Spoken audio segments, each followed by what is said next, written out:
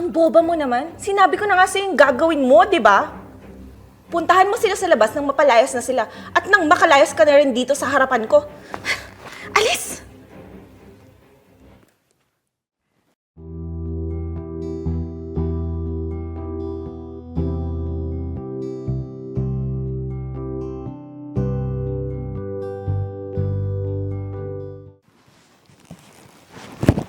Alam mo, kaya ka lalong binibless ni God kasi ang bait mo.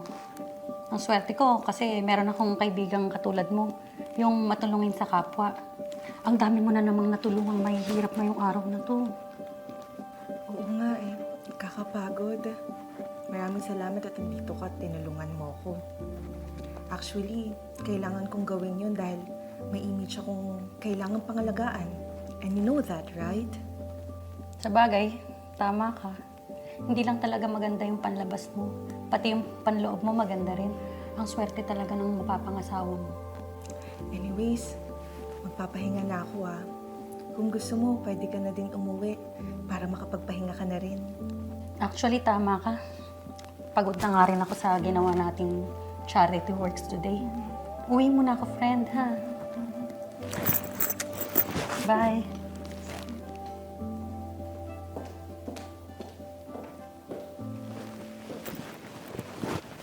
Yaya! Yaya! Yaya!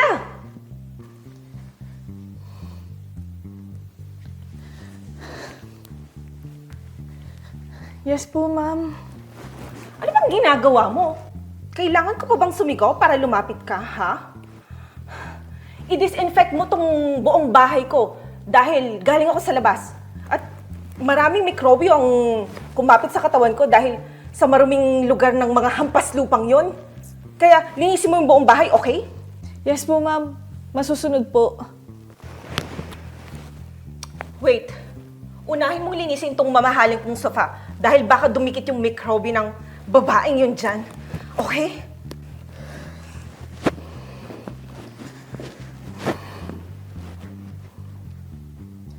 Sa wakas nakakuha na ako ng ebidensya sa'yo.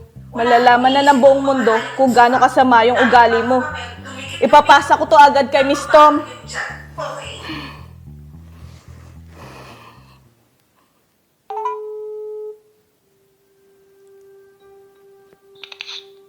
Hello?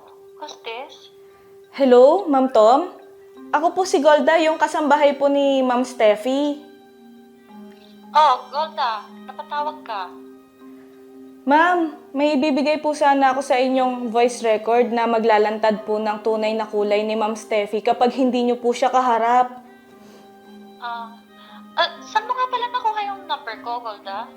Ma'am, sa mga charity works niyo po, doon ko po nakuha yung number niyo. Okay. Okay, sige, hintayin ko na lang yung voice record na isasend mo. Salamat. Okay po, ma'am. Isisend ko na po ngayon, ma'am. Salamat din po. Bye. Ma'am, may taga-media po sa labas na gusto daw po kayong makausap at interviewin po tungkol po dun sa mga ginagawa niyo pong charity works.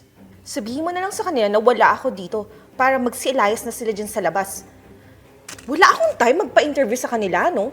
Tsaka baka mamaya magkalat pa sila ng mikrobyo dito sa mansyon ko. Okay po, ma'am. Pero paano po pag nagpumilit po sila? Ang boba mo naman. Sinabi ko na nga sa'yo yung gagawin mo, di ba? Puntahan mo sila sa labas nang mapalayas na sila. At nang makalayas ka na rin dito sa harapan ko. Alis! Ang hirap umintindi ng mga katulong ngayon. Palibasa kasi no read, no write. Kaya ang suslow ng utak. Oh, hindi ka yata nagpasabi na pupunta ka dito. Tsaka, wala naman tayong upcoming charity work na pag-uusapan ngayon, di ba? Wala nga. Iba yung pakay ko kung bakit nandito ako ngayon. Ano yun? Importante ba yan? Wait. Unahin mo linisin tong mamahalin kong sofa dahil baka mamaya dumikit yung microbe ng babaeng yun dyan. Okay? Boses mo to, di ba? Ganyan pala pinapakita mo sa harapan ng maraming tao at sa media. Pati sa akin, Nakala ko, tunay kitang kaibigan. Iba pala yung pinapakita mo kapag nakatalikod ako. Sinong gumawa ng voice record message na yan? Sino nagbigay sa'yo niyan? Ako po, ma'am. Dahil sa totoo lang po, di ko na po matagalan yung pagmamaltrato niyo sa akin. Kaya kung palalayasin niyo po ako dahil sa ginawa ko, nakahanda po ako, ma'am. Pero sana maisip niyo rin po na magbago. Huwag kang mag-alala. Mabait pa naman ako sa'yo. Wala akong balak ikikalat to sa media para malaman ng ibang tao kung sino ka talaga. I-delete niyo yan! Dahil kung hindi, ididemanda ko kayong dalawa! See? Hanggang ngayon matigas ka pa rin.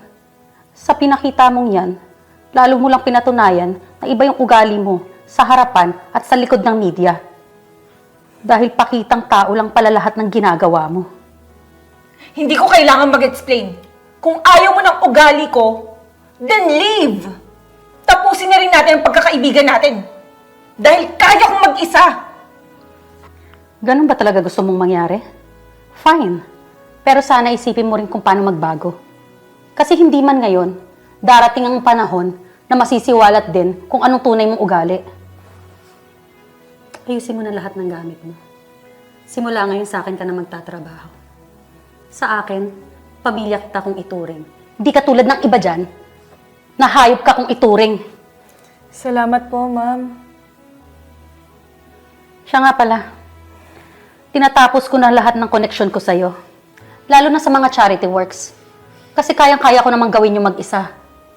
Nang bukal sa loob at hindi pakitang tao.